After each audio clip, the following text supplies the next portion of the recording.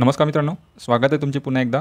आपण ए सेट पाहत आहे सामान्य ज्ञानासाठी आणि बी सेट पाहत आहे अंकगणित बुद्धिमत्तेसाठी.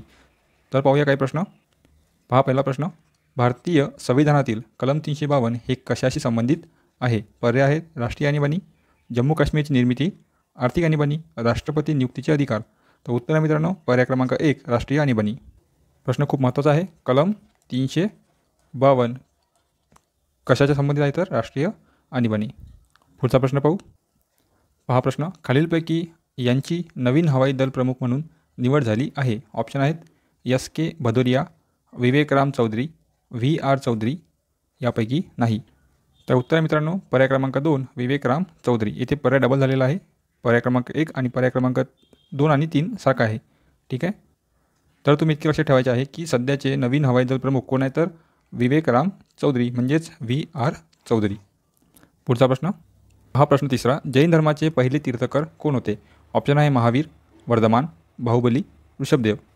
तर उत्तर आहे मित्रांनो पर्याय क्रमांक 4 ऋषभदेव हे जैन धर्माचे पहिले तीर्थकर आहेत.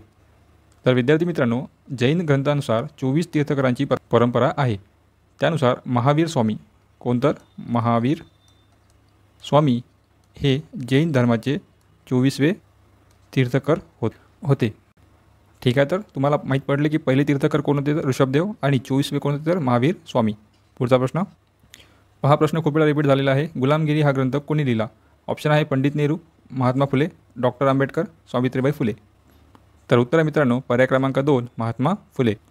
तर गुलामगिरी हा ग्रंथ महात्मा ज्योतिबा फुले यांनी 1873 जातीय भेदभाव आणि अत्याचाराची जाणीव करून देण्यासाठी समाजातील दलित वर्गातील लोकांसाठी गुलामगिरी हा ग्रंथ लिहिला होता. केव्हा? तर 1873. लक्ष ठेवायचे आहे. आणि याच काळात त्यांनी सत्यशोधक समाजाची स्थापनासुद्धा केली आहे. कोणी केली? तर महात्मा फुले यांनी. पुढचा प्रश्न. पहा प्रश्न. सुधारक हे साप्ताहिक कोणी सुरू केले? ऑप्शन आहे लोकमान्य टिळक, श्री म माटे, ना म जोशी, गोपाळ गणेश आगरकर. तर उत्तर आहे मित्रांनो पर्याय क्रमांक 4 गोपाळ गणेश आगरकर यांनी सुधारक हे साप्ताहिक लिहिले. आणखी महत्त्वाची गोष्ट म्हणजेच जे साप्ताहिक आहे केसरी, या केसरी साप्ताहिकाचे गोपाळ गणेश आगरकर हे पहिले संपादकसुद्धा होते. पुढचा प्रश्न. सानगडी किल्ला कोणत्या जिल्ह्यात आहे? सानगडी हा किल्ला आहे तर कोणत्या जिल्ह्यात विचारला आहे? ऑप्शन आहे गोंदिया, भंडारा, वर्धा, गडचिरोली. तर उत्तर आहे मित्रांनो पर्याय क्रमांक 2 भंडारा जिल्हा. पुढचा प्रश्न. पहा. छत्रपती शिवाजी महाराजांचा जन्म कोणत्या किल्ल्यावर झाला? सर्वांना या प्रश्नाचे उत्तर माहीत असेल मित्रांनो. ऑप्शन आहे तोरणा, शिवनेरी, राजगड, रायगड. तर उत्तर आहे मित्रांनो पर्याय क्रमांक 2 शिवनेरी. तर छत्रपती शिवाजी महाराजांचा जन्म शिवनेरी किल्ल्यावर झाला आहे. तर छत्रपती शिवाजी महाराजांचा जन्म शिवनेरी किल्ल्यावर झाला. आणि सर्वांना माहीतसुद्धा असेल की शिवनेरी किल्ला कुठे आहे? तर पुणे जिल्ह्यामध्ये. ठीक आहे. पुणे जिल्ह्यातील जुन्नर येथे. पुढचा प्रश्न.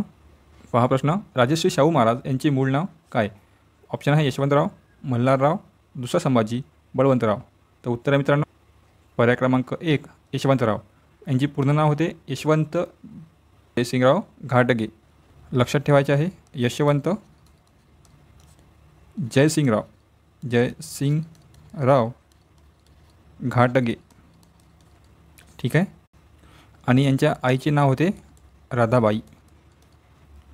तर लक्षात ठेवायचे पूर्ण नाव यशवंत राधाबाई जयसिंगराव घाटगे. आपण राजश्री छत्रपती शाहू महाराज यांच्याबद्दल विस्तृतमध्ये प्रश्न उत्तरं पाहू जे परीक्षेला खूप वेळा विचारलेले आहेत. पुढचा प्रश्न.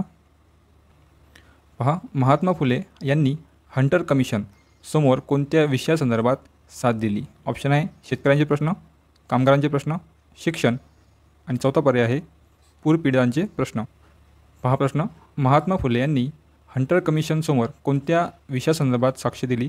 पर्याय आहेत शेतकऱ्यांचे प्रश्न, कामगारांचे प्रश्न, शिक्षण, पूरपीडितांचे प्रश्न. तर उत्तर आहे मित्रांनो पर्याय क्रमांक 3 शिक्षण. तर महात्मा ज्योतिबा फुले यांनी 1881मध्ये हंटर आयोग जे आले होते त्या आयोगासमोर शिक्षणासंबंधित साक्ष दिली होती. हंटर कमिशन म्हणजेच हंटर आयोगबद्दल बोलायचं म्हटलं तर सर विल्यम हंटर हे या आयोगाचे अध्यक्ष होते. आणि हा आयोग भारतातील प्राथमिक शिक्षणासंबंधित महत्त्वाच्या बाबी शोधण्यासाठी स्थापन केला होता. पुढचा प्रश्न. पहा प्रश्न. लंडन येथे इंडिया हाऊसची स्थापना कोणी केली? ऑप्शन आहे श्यामजी कृष्ण वर्मा, श्यामाप्रसाद मुखर्जी, गिरीधरलाल शर्मा, हरगोविंद खुराना. तर उत्तर आहे मित्रांनो पर्याय क्रमांक 1 श्यामजी कृष्ण वर्मा. तर मित्रांनो 1905मध्ये श्यामजी कृष्ण वर्मा यांनी लंडनमध्ये इंडिया हाऊसची स्थापना केली होती. तर मित्रांनो इंडिया हाऊस हे काय होते तर विद्यार्थ्यांचे निवासस्थान होते. पुढचा प्रश्न पहा, राहत आंधळेपणा कोणत्या जीवनसत्वाअभावी होतो? यावर आपण या आधीच्या प्रश्नपत्रिकेमध्ये विस्तृतमध्ये पाहिलेलं आहे. ऑप्शन आहे अ, क, ड, ब. तर उत्तर आहे मित्रांनो पर्याय क्रमांक 1 जीवनसत्व अ. या जीवनसत्वाच्या अभावी राहत आंधळेपणा होतो. राहत आंधळेपणा म्हणजेच मित्रांनो तर रात्रीच्या वेळी किंवा कमी प्रकाशामध्ये व्यवस्थित चांगले दिसत नाही. तर विद्यार्थी मित्रांनो राहत आंधळेपणालाच नायक्टालोपियासुद्धा असे म्हणतात. नायक्टालोपिया म्हणजेच राहत आंधळेपणा. पुढचा प्रश्न पहा, वाहनांमध्ये मागचे दिसण्यासाठी वापरले जाणारे आरसे कोणत्या स्वरूपाचे असतात? महत्त्वाचा प्रश्न आहे. ऑप्शन आहे गोलाकार, अंतर्वक्र, बहिर्वक्र, सपाट. तर उत्तर आहे मित्रांनो पर्याय क्रमांक 3 बहिर्वक्र. बहिर्वक्र म्हणजेच मित्रांनो तर आरशाचा आकार जो आहे तो बाहेर निघालेला असतो. ठीक आहे. यामुळे काय होते, जी वस्तू आहे त्या वस्तूची प्रतिमा आहे ती यामध्ये छोटी दिसते. पुढचा प्रश्न पहा, महत्त्वाचा प्रश्न आहे. NHAI या संस्थेच्या नावाचे पूर्ण रूप काय आहे? ऑप्शन आहे national highway agency, national highway agency of India, national highway institution, national highway authority of India. तर उत्तर आहे मित्रांनो national highways authority of India. पर्याय क्रमांक 4. असे प्रश्न मित्रांनो नोट डाऊन करून घेत जा, जेणेकरून असा प्रश्न जर परीक्षेमध्ये आला तर जायला नको. पुढचा प्रश्न पहा, प्रश्न महाराष्ट्रात जिल्हा परिषद व पंचायत समिती कायदा कोणत्या समितीनुसार अस्तित्वात आला? ऑप्शन आहे वसंतराव नाईक, वसंतदादा पाटील, यशवंतराव चव्हाण, यापैकी नाही. तर या प्रश्नाचं उत्तर मित्रांनो कमेंट करून सांगायचे आहे. आणि यामध्ये एक लक्षात ठेवायचे की जिल्हा परिषद म्हणजेच महाराष्ट्र जिल्हा परिषद आणि पंचायत समिती यांचा जो अधिनियम आहे तो कधीचा आहे तर 1961चा. तर प्रश्नाचे उत्तर नक्की कमेंट करा. पुढचा प्रश्न पहा, प्रश्न रेड क्रॉस या संस्थेचे मुख्यालय कुठे आहे? ऑप्शन आहे न्यूयॉर्क, पॅरिस, जिनिव्हा, हेलसिंकी. तर मित्रांनो पर्याय क्रमांक 3 जिनिव्हा स्वित्झर्लंड येथे. तसेच जिनिव्हा स्वित्झर्लंड येथे आणखी कोणते कोणते आहेत तर एक म्हणजे महत्त्वाचे WHO याचेसुद्धा मुख्यालय जिनिव्हाला आहे. नंतर आहे आंतरराष्ट्रीय कामगार संघटना. तिसरे आहे आताच आपण पाहिले आंतरराष्ट्रीय रेड क्रॉस संस्था. चौथे आहे जागतिक व्यापार संघटना. पाचवे आहे जागतिक हवामान संघटना. याच प्रकारचे आणखी काही महत्त्वाचे संस्था ज्याचे मुख्यालय जिनिव्हा स्वित्झर्लंडला आहे. याबद्दल आपण एक विस्तृत व्हिडिओ पाहू. तोपर्यंत तुम्ही हे लक्षात ठेवायचे आहे. पुढचा प्रश्न पहा, इंडिया अर्थात भारत हा राज्याचा संघ असेल हे भारतीय राज्यघटनेतील कोणत्या कलमामध्ये नमूद करण्यात आले आहे? तर उत्तर आहे मित्रांनो पर्याय क्रमांक 1 कलम 1 मध्ये इंडिया अर्थात भारत हा राज्याचा संघ असेल असे नमूद केलेले आहे. पुढचा प्रश्न पहा, प्रश्न भारतीय संविधानातील कलम 352 हे कशाशी संबंधित आहे? ऑप्शन आहे राष्ट्रीय आणीबाणी, जम्मू काश्मीरची निर्मिती, आर्थिक आणीबाणी, राष्ट्रपती नियुक्तीचे अधिकार. तर उत्तर आहे मित्रांनो पर्याय क्रमांक 1 राष्ट्रीय आणीबाणी हे कलम 352शी संबंधित आहे. प्रश्न रिपीट झालेला आहे पण महत्त्वाचा आहे, नक्की लक्षात ठेवायचा. पुढचा प्रश्न पहा, प्रश्न विचारलेला आहे संत गाडगेबाबा यांचा जन्म कोणत्या दिवशी झाला? ऑप्शन आहे 12 डिसेंबर 1891, 14 नोव्हेंबर 1875, 20 जानेवारी 1889, 23 फेब्रुवारी 1876. तर उत्तर आहे मित्रांनो 23 फेब्रुवारी 1876 रोजी संत यांचा जन्म झाला. तुम्हाला जर विचारले की संत गाडगेबाबा यांचे संपूर्ण नाव काय आहे तर सर्वांनी लक्षात ठेवायचे डेबूजी झिंगराजी जानोरकर. डेबूजी झिंगराजी जानोरकर. आणि यांचं जन्मगाव जर विचारले तर लक्षात ठेवायचे शेणगाव, अमरावती जिल्ह्यातील शेणगाव येथे. ठीक आहे. महत्त्वाचे पॉईंट होते की संत गाडगेबाबा यांचा जन्म केव्हा झाला 23 फेब्रुवारी 1876 रोजी. यांचे जन्मगाव कोणते तर अमरावती जिल्ह्यातील शेणगाव. आणि यांचे संपूर्ण नाव काय आहे डेबूजी झिंगराजी जानोरकर. पुढचा प्रश्न कुकची सामुद्रधुनी कोणत्या खंडात आहे? ऑप्शन आहे ऑस्ट्रेलिया, आफ्रिका, आशिया, युरोप. तर उत्तर आहे मित्रांनो पर्याय क्रमांक 1 ऑस्ट्रेलिया खंडात.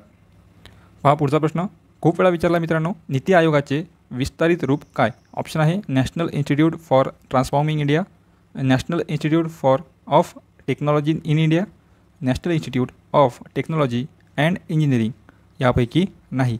तर उत्तर आहे मित्रांनो पर्याय क्रमांक 1 national institute for transforming India, ज्याला आपण नीती आयोग म्हणून सुद्धा ओळखतो. लक्षात ठेवायचे national institute for transforming India. हा प्रश्न मित्रांनो तुमच्यासाठी आहे. होमवर्क. एक पदम म्हणजे एकावर किती शून्य विचारलेला प्रश्न आहे. नक्की उत्तर कमेंट करा.